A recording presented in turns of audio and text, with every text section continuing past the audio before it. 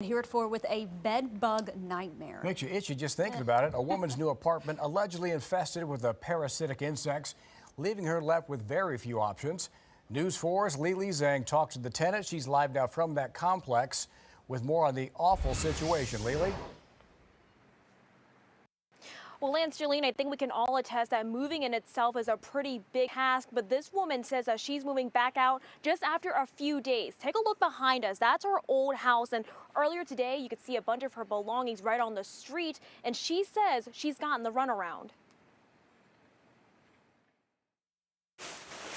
Leah McDonald is packing up again, moving out of a home she just moved into. The reason? These tiny, unwelcome guests she discovered just days after getting settled. My son was asleep in the bed in the living room because we were going to set his room up. And I just woke him up and I left and my boyfriend fogged and I just drove out to the country and slept on a couch. That was over the weekend, and according to McDonald, her landlord has done little to help, especially when it comes to paying for her belongings to be disinfected. You can't really move everything because, you know, it's now infected. And so what I'm trying to do is just heat treat my clothes or just little items that I can pull out. As far as the big stuff, if I bring it anywhere, it's gonna come with me. After multiple attempts, we got in touch with someone we were told was the landlord over the phone. She claims she doesn't own the property and isn't the landlord, despite telling us earlier today they've offered a return on McDonald's deposit and part of her monthly rent. I'm not the one you need to talk to. Who should I talk to You're then?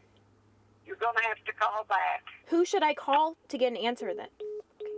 As for McDonald, she's running out of options and patience. I'm flabbergasted. I can't believe that anybody would do this or continue to do this to innocent people.